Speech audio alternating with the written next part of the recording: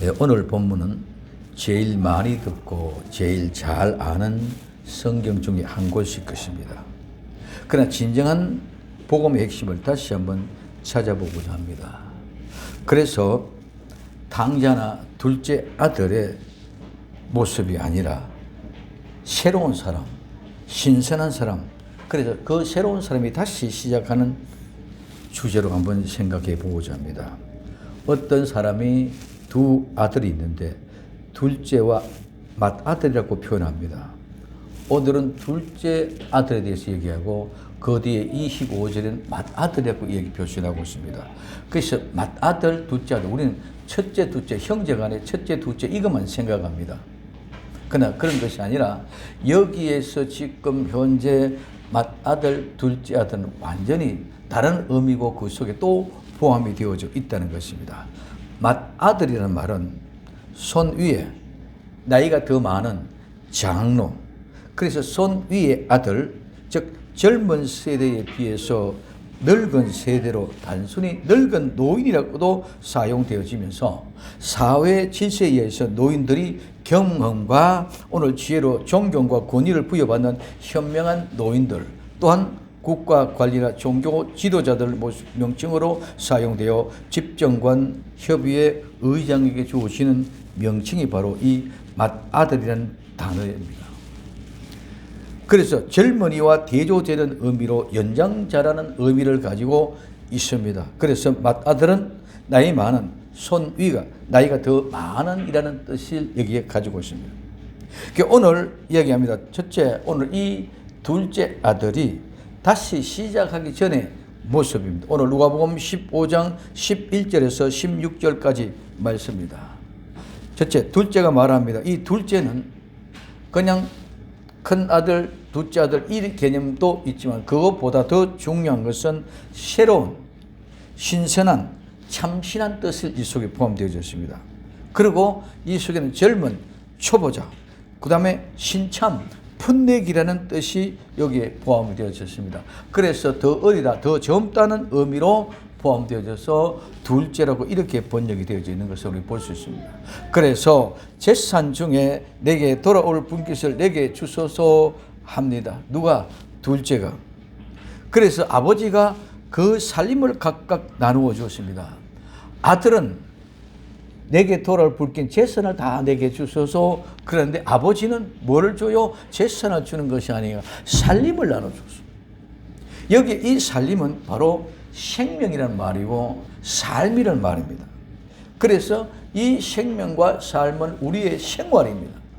그래서 이 살림은 생명과 삶이 우리 생활의 삶의 주 목적이고 그 다음에 그 생명을 살게 하는 삶의 생활의 유지수단이 생활의 방편이고 유지수단이 곧바로 재산, 돈이라는 말입니다. 그래서 오늘 이 말은 구체적으로 외적인 표현으로서는 생명을 말하는데 이 생명의 삶을 살아가기 위한 생애 또한 생명의 기간의 과정을 나타낸 과정에서 이 생계 수단으로 필요한 것이 재산이다. 그래서 그 생계 수단에 필요한 재산을 주게 되어졌다는 말. 즉 자기 자식들에게 상속될 재산을 나누어 줍니다. 그래서 그 살림을 각각 나누어 줬습니다. 그리고 그 후 며칠이 못 되었습니다. 며칠이 안 돼서, 즉 며칠 되지 않아서 신선하고 새롭게 될 이 젊은이는 재물을 다 모아가지고 자기 재산, 여기서 다 모았다는 말은 자기 재산에 하나도 빠짐없이 다 모아가지고 먼 나라로 가서 허랑방탕하여 그 재산을 소비합니다. 먼 나라, 멀리 떨어진 장소로 향하여. 그래서 먼 나라는 이 아버지의 주권이 미치지 아니하는 나라, 타국입니다. 그래서 그 먼 나라로 갑니다. 그래서 여기서 먼 나라로 갔다는 말은 다른 나라에 갔는데 이 나라는 우리는 아버지 집에서 하나님의 나라를 말하면은 이 세상 나라. 그래서 이 세상 나라로 아버지 나라가 아닌, 즉 아버지의 영향권이 미치지 못하는 그곳으로 가서 이 간다는 말은 여행 간다. 그냥 가는 거예요. 여행을 떠났다. 그래서 여행을 떠났기 때문에 집 밖으로 나갔다, 타국으로 나갔다, 외국에 나가 있다. 그래서 외국에, 타국에 나가 있다는 그런 말입니다. 그래서 떠나 있다. 그렇기 때문에 떠나 있기 때문에 집에 없다. 이 말이 바로 그 자리에 없다는 말입니다. 그래서 떠나가. 이 말은 여행을 떠난, 멀리 떠난 사람의 유래되어서 집 밖으로 나가서 이제는 집에 없다. 즉 아버지 집에 없다. 이 말입니다. 그러면 이 말은 아버지 집에 없다는 이 말은 아버지를 떠나선 아버지 앞에서 떠났던 그 아들의 행동, 그 삶을 얘기합니다. 이는 곧 우리가 아버지 집을 떠난 인간들의 죄인된 모습으로 아버지 떠나서 아버지 집에 없는, 부재하고 있는 그런 상태 속에 있는 것을 말하고 있습니다. 그래서 세상을 나갑니다. 이 세상 중에 나갔다 보니까 이제는 세상의 사람으로 살아갑니다. 세상의 행동을 합니다. 그렇기 때문에 세상 사람들로 가면 세상과 같이 똑같이 허랑방탕할 수밖에 없습니다. 이 허랑방탕하다는 말은 아무렇게나 서다, 낭비하다, 방탕하게, 무지얼지하게. 이 말은 방종과 방탕, 허랑방탕에서 유래되어 신약 성경에 딱 한 번 나오는 단어 허랑방탕입니다. 이 허랑방탕은 언행이 허황되고 착실하지 못하고 주색에 빠져서 행실이 추접하고 주접하다는 말입니다. 그래서 허랑방탕했다 이 말은 허랑방탕하게 그렇게 살았다. 허랑방탕한 삶을 살았다는 것입니다. 그래서 허랑방탕한 이 삶의 모습이 언행에 일치하지 않고 방탕하고 무절제하고 방종하여 주색에 빠져서 정말 추접하고 지저분한 그런 인생의 생활의 삶을 살았다는 것입니다. 근데 세상에서 살아갈 때는 그것이 허랑방탕인 줄 모르죠. 그것이 정말 추접고 더럽고 지저분한 것을 모르죠. 왜? 세상이 다 그러니까. 아버지 집에서 기준을 볼 때 그것이 허랑방탕한 것인 줄 믿으시기를 바랍니다. 그래서 그러한 삶을 살았다. 이게 뭐냐면 세상 사람과 똑같이 살았다는 것입니다. 그러다 보니까 있는 재산을 다 허비했습니다. 자기 재산이 다 날아갔습니다. 맡긴 소유가 다 허비되고 탕진되어졌습니다. 근데 자기 재산을 다 없이한 후에 그 나라에 크게 흉년이 들었습니다. 이 흉년은 배고픔, 굶주림, 기근입니다. 배고픔과 굶주림과 기근이 일어났습니다. 재산이 있을 때에 그 기근이나 배고픔과 굶주림이 있으면 어떤 수단 방법도 있을 텐데 이 재산도 다 허비해서 재산도 하나도 없는 그런 상황에 큰 흉년이, 기근이 들었습니다. 그래서 세 번째, 제가 비로소 궁핍한지라. 여기서 비로소라는 말이 굉장히 중요합니다. 무슨 말이 그러면은 이 비로소라는 말은 시작하다, 통치하다, 처음이다, 처음이 되다, 첫째이다 이런 말입니다. 즉 출발점이 되었다는 말입니다. 그리고 그 출발점을 통해서 그 통치 아래 그 지배를 받게 살게 되었다는 말입니다. 이 말은 무슨 말입니까? 크게 흉년이 들자 비로소 궁핍하다는 말이 크게 흉년이 들어서 비로소 그때부터 이 흉년이 일어나자 시작되자 생기자마자 바로 궁핍함이 시작되어졌다는 것입니다. 즉 궁핍의 출발점이 되어졌다는 것입니다. 이 흉년이 오기 전에는 궁핍이라는 것을 몰랐습니다. 이 궁핍이라는 것을 몰랐던 사람이 이제 궁핍이라는 것을 알게 된 시작의 분기점이 바로 오늘 이 비로소라는 이 단어로. 그래서 이 궁핍이란 말은 무슨 말이고 하면은 흉년이 오기 전에는 궁핍이 몰랐습니다.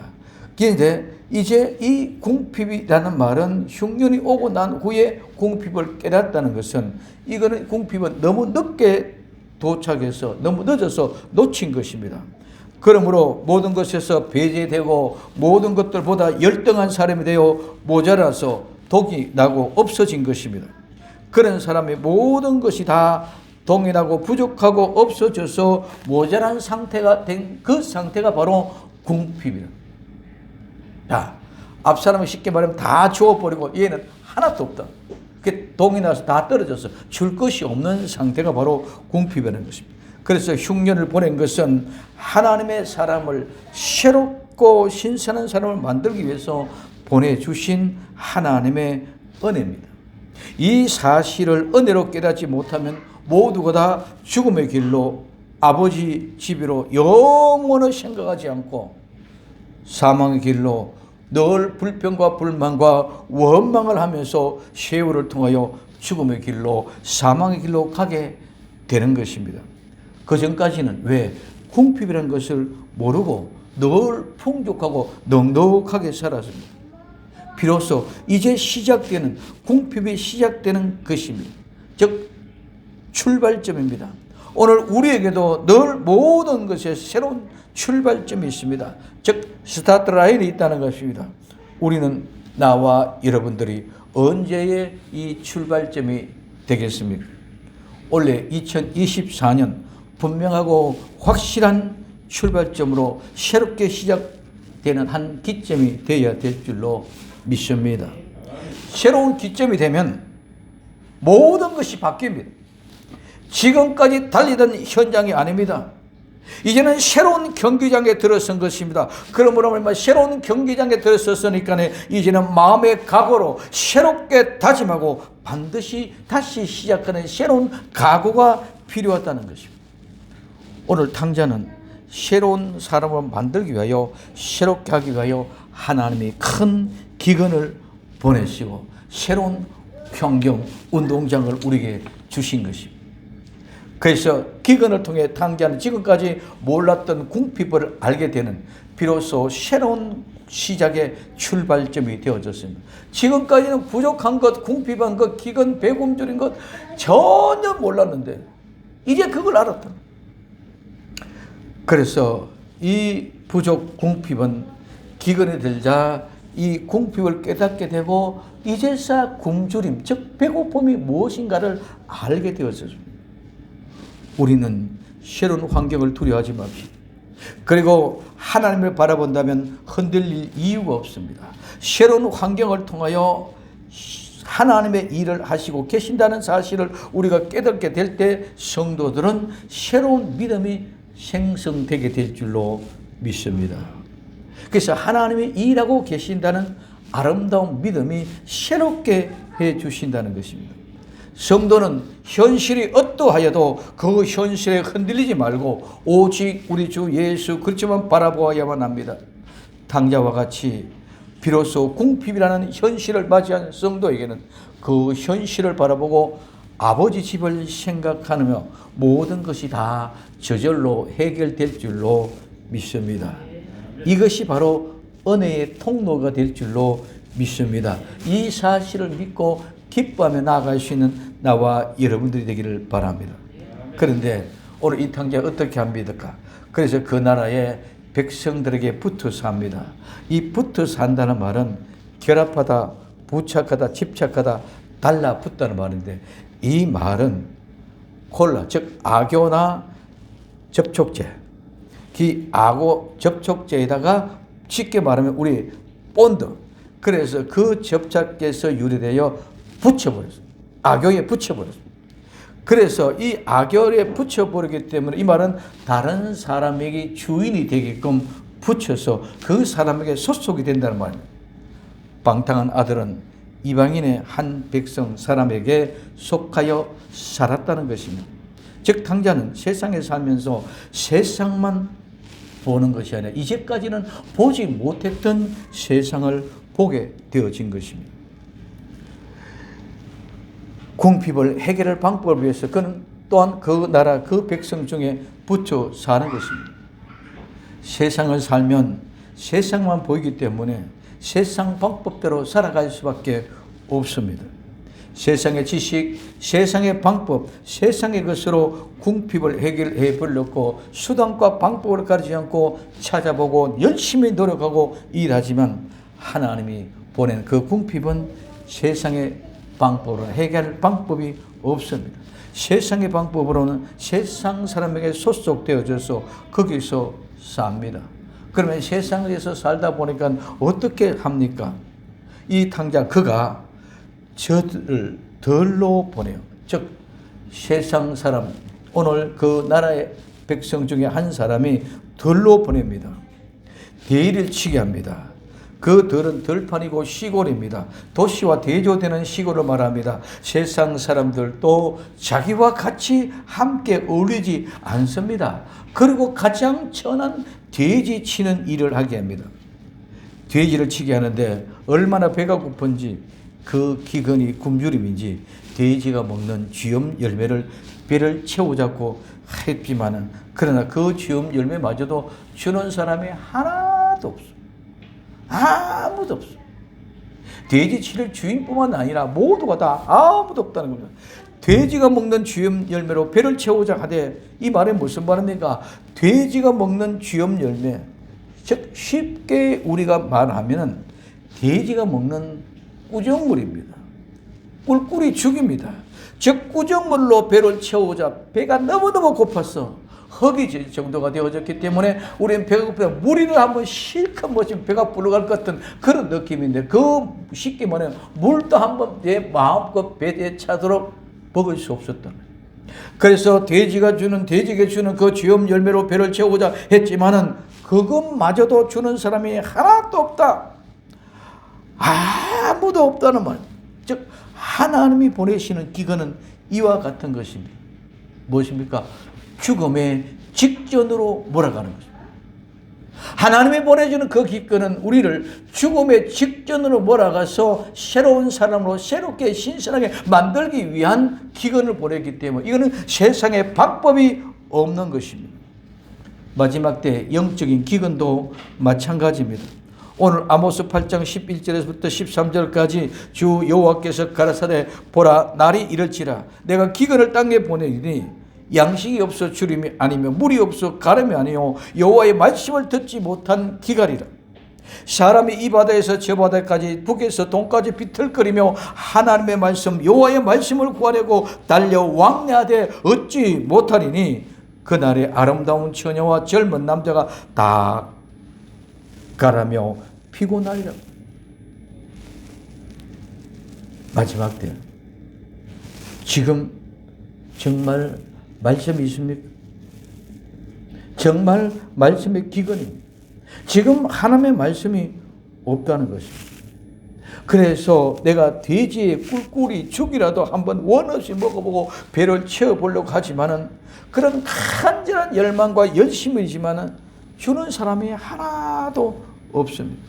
세상의 도움을 받으려고 아무리 노력해도 안 됩니다. 오직 성도는 하나님 우리 주 예수 그리스도만 바라보고 찾아야 되는 것인 줄 믿으시기를 바랍니다. 두 번째, 다시 시작하는 모습입니다.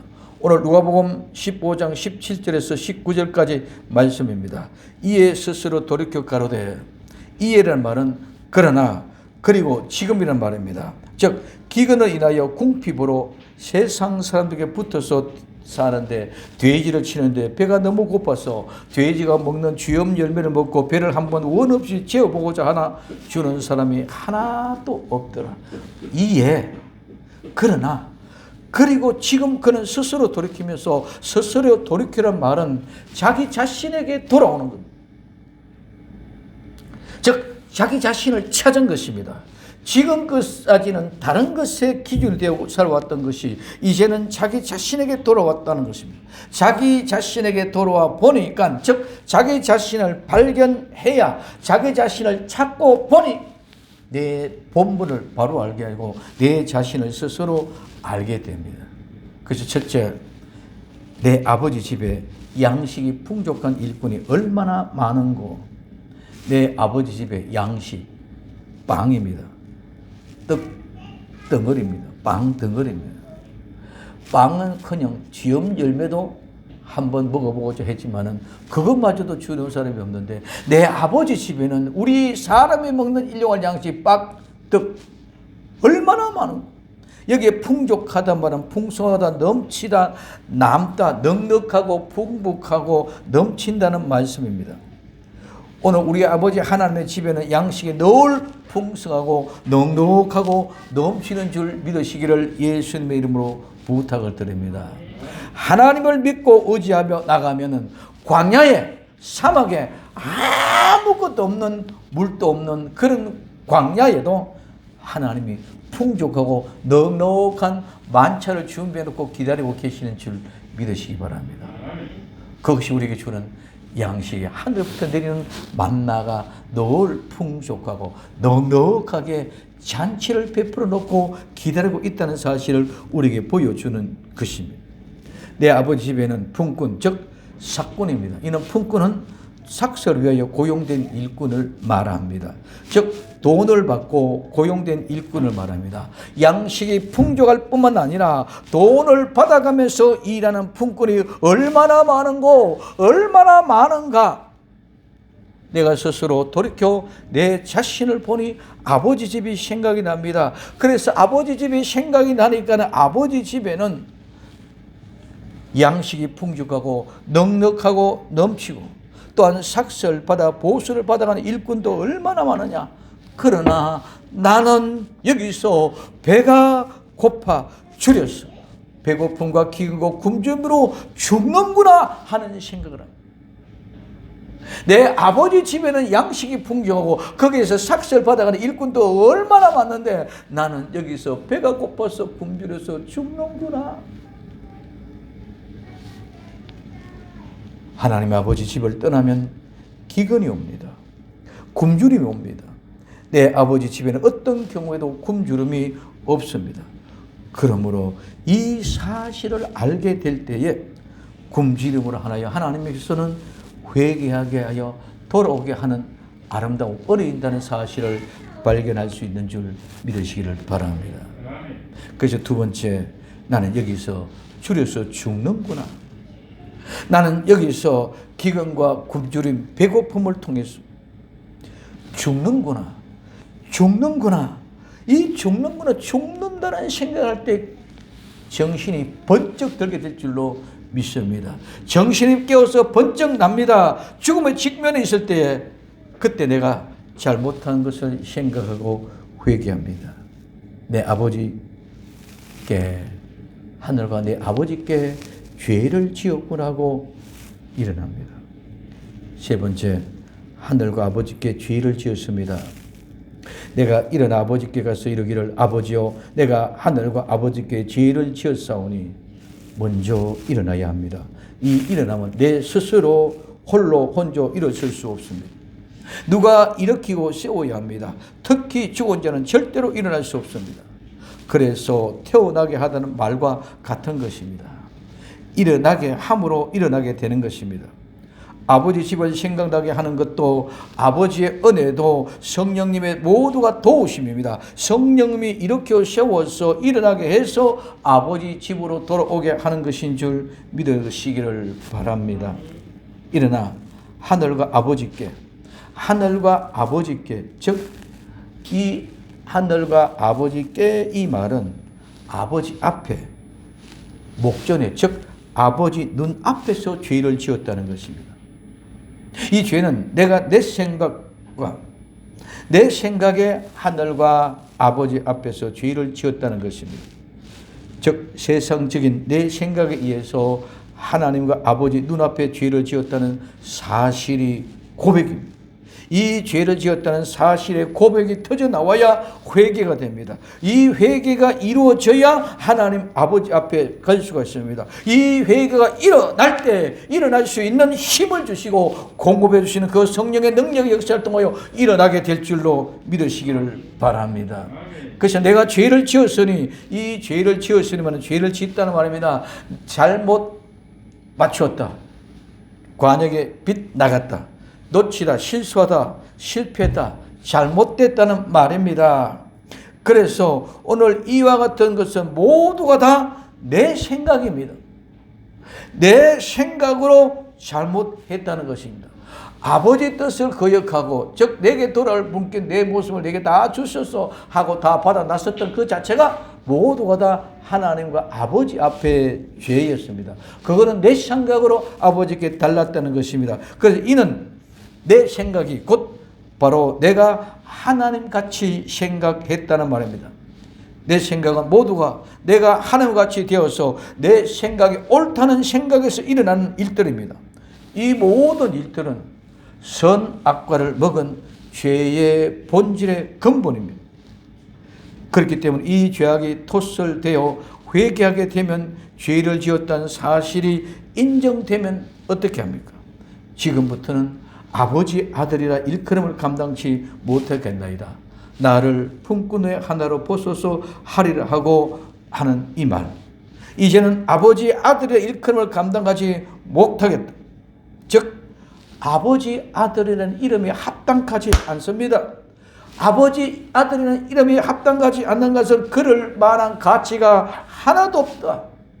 그렇기 때문에 이제는 아버지 아들이 아니다. 더 이상 아버지 아들이 아닙니다. 하는 그런 고백입니다. 회개를 하면 겸손해집니다. 회개의 증거가 이 겸손으로 나는 아무것도 아니다는 사실을 고백하고 털쳐 나오는 증거가 나타나야 됩니다. 그럴 때 나를 아버지 품꾼으로 하나로 보소서. 이 일은 나를 품꾼으로 하나로 만드소서. 나를 품꾼의 하나로 취급하소서. 나는 아버지 아들이라는 감당이 안 됩니다. 그러면 그런 합당한 가치가 없습니다. 그런 자격이 안 됩니다. 그러니 이제는 나를 아버지 집에 일하는 품꾼의 하나로 보소서. 그렇게 취급하소서 하는 말. 왜? 지금까지 나는 세상에서 종로로 하면 품꾼은 고사하고 종으로 살면서 배가 고팠어. 돼지가 먹는 쥐엄 열매를 먹고 그것이라도 배를 채우고 싶어 봤지만은 그것도 주는 사람이 아무도 없습니다. 그러니 나는 이제 아버지 집에 돌아가서 양식이 풍족하고 넉넉하니 아버지 집에서 배불리 한번 먹어만 봐도 그것이 한없는 은혜입니다. 너무너무 배가 고파서 굶주려서 기근해서 굶어 죽을 지경에 내가 죽음의 직전에 왔고 내가 죽었다가 다시 살아난 것 같은 죽음의 직전에 있었던 내가 아버지 집에 들어오면 아들이라는 이름은 고사하고 한번 배불리 먹고 원 없이 배불리 먹어만 보면 그것으로 나는 족합니다 하는 이 고백. 그래서 나를 아버지 집에 일하는 그런 품꾼의 하나로 취급하소서 하는 각오로 살기 위하여 이제는 수치심도 없습니다. 부끄러움도 없습니다. 자존심도 다 날아갔습니다. 무슨 자존심이 있고 무슨 수치가 있습니까? 아무것도 없습니다. 그러니 그냥 내 살기 위하여 양식으로만 채워주면 감사합니다. 그런 각오로 아버지 집을 생각하고 아버지를 생각하고 일어나 돌아갈 각오가 되고 각오가 되어졌으면 이제는 일어나야 됩니다. 그리고 그 행동을 옮겨서 출발해야 됩니다. 세 번째, 아버지 집에 돌아온 후의 모습입니다. 오늘 누가복음 15장 20절에서 24절입니다. 이에 일어나서 아버지께로 돌아가니라. 아직도 상거가 먼데 아버지가 저를 보고 측은히 여겨 달려가 목을 안고 입을 맞추니 아들이 가로되 아버지여 내가 하늘과 아버지께 죄를 지었사오니 지금부터는 아버지 아들을 일컬음을 감당치 못하겠나이다 하니 아버지는 종들이 이르되 제일 좋은 옷을 내어다 입히고 손에 가락지를 끼우고 발에 신을 신기라. 그리고 살찐 송아지를 끌어다가 잡으라. 우리가 먹고 즐기자. 이 내 아들이 죽었다가 다시 살아났으며 내가 잃었다가 다시 얻으느라 하니 저희가 즐거워하더라. 회개하고 아버지 집에 돌아옵니다. 이에 그리고 일어나서 아버지께로 돌아갑니다. 아버지께로 돌아가니 이 돌아간다는 이 말은 잃어버림과 멀어지면서 아버지께로 돌아가서 함께 하나가 되어 가까이 된다는 말. 우리는 다시 복음을 위해서 기근을 만났습니다. 그리고 궁핍을 만났습니다. 이제까지 경험하지 못했던 기근임이 궁핍입니다. 이제까지 종이라고 교회라고 모두가 하나님의 복음인 척하면서 세상에 붙어 살았습니다. 세상과 함께 살던 우리 이 궁핍을 통하여 아버지 집을 생각하고 아버지를 생각하며 이제는 세상과 함께 하다 보니까 이제 죽는구나. 죽음의 경지에 도달했다는 사실을 인지했다면 이제는 모든 것을 내려놓고 아버지 뜻에 모두를 맡기고 회개하고 다시 일어나 용기를 내어 아버지께로 돌아가야 됩니다. 아버지께 돌아가니 아직까지 상거가 먼데, 즉 여전히 거리가 먼데 아버지는 아들을 보자마자 달려갑니다. 첫째, 아버지가 그를 보고 측은히 여겨, 아버지가 그를 보고 측은히 여겨, 즉 측은히 여겨 달려가 목을 안고 입을 맞춥니다. 여기 측은히 여긴다는 말은 불쌍히 여긴다, 동정하다, 측은히 여기다. 이 말은 그 사랑과 애정에서 유래되어 내심으로 감동하다, 동정심을 가지다, 동정하다, 자비를 베푸다, 불쌍히 여기다는 말입니다. 그래서 측은히 여기는 것은 불쌍히 여김과 사랑함, 이것이 가장 깊은 감정을 가지고 있습니다. 아버지의 마음이 이 측은히 여기는 것이 바로 하나님의 사랑이 성도들에게 은혜이며 선물인 줄 믿으시길 바랍니다. 그 은혜와 선물이 주어졌습니다. 그래서 그 아버지는 측은히 여기면서 두 번째, 달려가 목을 안고 입을 맞춥니다. 여기에 달려가 그냥 달려가서 목을 안고 이런 것이 아니에요. 이 달려가서 목을 안고 하는 말은, 이 안다는 말은 그게 떨어졌다, 그 목을 덮친. 그래서 이 말은, 덮친다 말은 아주 급하게 달려가서 붙잡다 보니까 목을 안다. 너무너무 급하게 뛰어 달려가서 덮치듯이 그를 목에 안았습니다. 그리고 입을 맞춥니다. 이 입을 맞추면 그냥 입을 맞추니까 아주 열렬히 입을 맞추다는 말입니다. 그래서 이 말은 사랑하다는 말에서 몇 번이고 입을 맞추다, 열렬하게 입을 맞추다는 말씀입니다. 입을 맞추는 것은 용서와 화해를 나타냅니다. 아버지는 아들을 용서하고 화해 표시를 인하여 얼마만큼 급히 달려와서 덮쳐서 그의 목을 안고 입을 맞추며 얼굴을 비비면서 사랑으로 얼마나 뜨겁게 열정적으로 끌어안았는지를 모릅니다.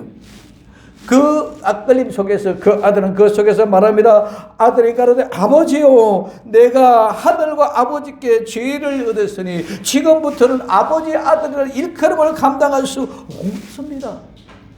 나는 아버지 아들이 아닙니다. 아버지 아들이 감당하지 못합니다. 아버지 아들이 자기가 없습니다. 절대로 아버지 아들에 합당한 자기 가지 못하겠습니다. 그렇게 아들이 고백하지만 아버지는 종들에게 명령합니다. 아버지는 종들에게 이르되 제일 좋은 옷을 내어다가 입히고 손에 가락지를 끼고 발에 신을 신기라. 아버지는 종들에게 명하여 말씀합니다. 명령합니다. 제일 좋은 옷을 내어다가 입히라. 이 제일 좋은 옷은 최고로 좋은 옷입니다. 한 벌밖에 없는 것입니다. 이 제일 좋은 옷은 준비하고 잘 정돈되어 있는 옷입니다. 그냥 옷장에 쿡 처박혀 있는 그런 옷이 아닙니다. 아주 잘 정비해서 정돈이 되어서 잘 준비되어져 있는 그 옷. 이 제일 좋은 옷은 바로 예복이요, 이 제일 좋은 옷은 바로 세마포입니다. 이 제일 좋은 옷은 면류관을 머리에 받아 서기에 합당한 옷입니다.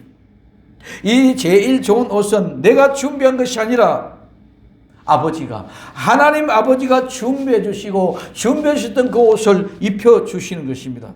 그러면 우리는, 나와 여러분들은 그 옷 속으로 들어가는 것입니다. 아버지가 아끼며 아들이 돌아와 그 옷을 입을 날을 기다리며 학수고대하며 고이 간직해 두었던 옷입니다. 이 옷을 내어다가 입히라는 말입니다. 그 옷을 입히란 말은 그 옷 속으로 들어간다는 말입니다. 이제 아들의 행위, 아들의 행실을 보지 않겠다는 것입니다. 제일 좋은 옷 속에 너를 감춰버렸다는 거예요. 그래서 너를 볼 때마다 제일 좋은 것만 보인다는 것입니다. 내 아들아, 이제는 너의 행위와 너의 행실은 아무런 상관이 없단다. 너를 볼 때마다 최고 좋고 가장 멋지고 가장 아름다운 내 아들의 모습, 그것이 바로 제일 좋은 옷을 내어다가 입히는 거죠.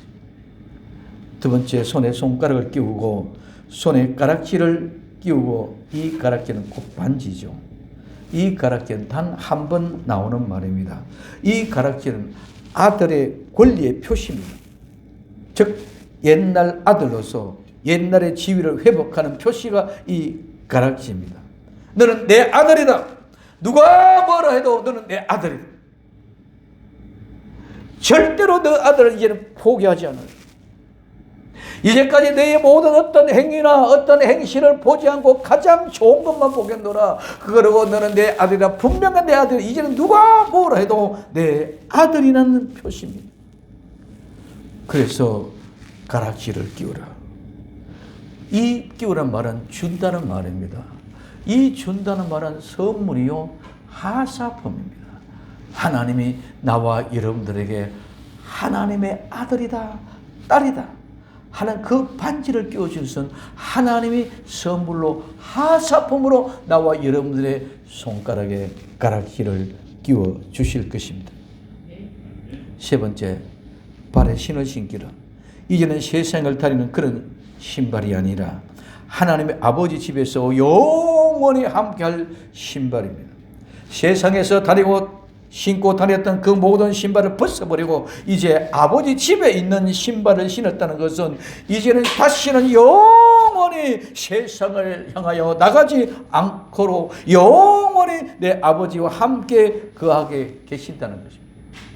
그래서 구약의 예배 시간, 오늘 모세가 하나님을 만날 때에 하나님 말씀합니다. 내가 있는 이 땅은 거룩한 곳이니 네가 신은 신발을 벗으라고 합니다. 오늘 출애굽기 3장 4절에 여호와께서 그가 버렸고 돌이켜 오는 것을 보신지라 하나님의 떨기나무 가운데서 그를 불러 가라사대 모세야 모세야 하시며 그가 가로되 내가 여기 있나이다. 하나님의 가라사대 이리로 가까이 하지 말라. 너희의 선 곳은 거룩한 땅이니 내 발에서 신을 벗어라. 그래서 이스라엘 백성들은 제사의 현장, 예배의 현장에 들어갈 때는 반드시 신발을 벗고 거룩하고, 세상에 있던 신발 다 벗어버리고 이제는 거룩한 영원한 내 아버지 집에 신분이들은 다르다. 다시는 절대로 세상을 내버리지 않겠다. 그런 모습으로 발에 신을 신기라고 말씀합니다. 그리고 살찐 송아지를 잡으라. 우리가 먹고 즐기자. 제일 좋은 옷을 입고 손에 가락지를 끼고 발에 신을 신기고 그리고 살찐 송아지를 끌어다가 잡아라. 우리가 먹고 즐기자는 것입니다. 여기에 송아지를, 살찐 송아지를 끌어다가 잡으라 이 말은, 이 잡는 것은 그냥 잡는 것이 아니라 하나님 앞에 제사를 드리기 위하여, 하나님 앞에 제물을 드리기 위하여 잡으라는 것입니다. 그는 하나님 앞에 제사할 제물을 바치고 우리가 먹고 즐기자는 말입니다. 이는 예수 그리스도 안에서 진정 기쁨과 즐거움의 행복의 거룩한 성찬식, 아름다운 식사입니다. 그 송아지는 제물로 하나님 앞에 회개한 모든 죄와 허물을 전부 다 그 향연을 흠향하시고 하나님의 진노를 다 푸시고 기쁨으로 받아주셨다는 것입니다. 그러므로 먹고 즐기자. 진정 예수 그리스도 안에서 거룩한 성찬을, 죄와 허물을 다 용서하시고 가장 기분 좋은 모습으로 유쾌하게 가장 기분 좋은 분위기를 만들어서 잔치를 베풀라는 말입니다. 나와 여러분들도 이와 같이 하나님 앞에 돌아가면 제일 좋은 옷을 입혀주시고 손에 가락지를 끼워주시고 발에 신을 신겨주시고 머리에 멸류관을 씌워주시면서 살찐 송아지를 잡아서 기뻐하면서 우리와 함께 즐거워하자고 하실 줄로 믿으시길 바랍니다. 왜? 이는 죽었던 아들이 돌아온 기쁨, 최고의 기쁨에 넘치는 초청의 잔치입니다. 이 내 아들이 죽었다가 오늘 둘째 새로운 신선 아들이 제 가운데 죽었던 아들이 다시 살아나시며 잃어버렸던 아들 다시 얻었습니다. 이제 아버지께로 돌아왔다는 것은 최고의 기쁨의 현장입니다. 즉 새롭고 신선한 아들이 되었다는 말입니다. 아버지께 돌아온 것은 잃어버림과 죽음에서 다시 찾고 살아난 것입니다. 그래서 아버지의 최고의 기쁨입니다. 아버지는 당자가 아들이 돌아온 것보다 더 큰 기쁨이 없습니다. 내가 만약에 당자라면 아버지께 돌아가야 합니다. 내가 아직까지 당자인데 아버지께 돌아가지 않으면 아무런 의미가 교회에 나오도 소용이 없습니다. 내가 아버지께 돌아왔다면 이제는 기쁨이 되었다면 이제는 다른 잃어버린 아버지, 즉 내가 당자였다와 같은 모습, 곧 우리의 형제 자매를 전도하여 아버지께로 돌아오는 것이 아버지를 최고로 기쁘게 하는 것입니다. 새로운 사람 다시 시작하는 것은 회개로부터 시작입니다. 철저하게 회개하고 새로운 사람이 되어 예수님의 이름으로 신선한 새로운 사람 다시 시작하는 복된 성도가 될 수 있기를 예수님의 이름으로 부탁을 드립니다. 내가 잃었다가 다시 얻었노라니 저희가 절구하더라. 흉년을 만나 기근으로 궁핍이 시작이 되어졌습니다. 비로소 마찬가지로 오늘 이 하더라의 말은 그런데 아버지 집에 돌아오니 기쁨과 즐거움이 시작되었습니다. 궁핍과 배고픔과 기근의 시작이 아버지 집에 돌아오니까 이제는 정말 기쁨과 즐거움이 시작되어졌습니다. 이 기쁨과 즐거움은 영원한 것입니다. 이 진정 새로운 사람 모습입니다. 이제 정말 회개하고 아버지께 다시 돌아와 진정 새로운 사람, 복된 사람, 오늘 이 복된 날 한 기점을 통해서 다시 출발하는, 다시 시작하는 복된 교회, 복된 성도들이 다 될 수 있기를 예수님의 이름으로 간절히 부탁을 드립니다. 기도합니다. 사랑하는 주님, 감사합니다. 이제 정말 새로운 사람, 신선한 사람, 새 사람이 되는 귀한 은혜의 한 기점이 되게 하옵소서. 지난날까지는 궁핍하고 배고프고 굶주리고 기근의 시작이 이제는 기쁨과 즐거움의 시작되는 귀한 한 기점을 만들어 아버지 영광을 바라가며 확실한 믿음을 가지고 다시 시작하며 달려가는 복된 날이 되게 하옵소서. 다시 오실 예수님의 이름으로 기도드리옵나이다. 아멘.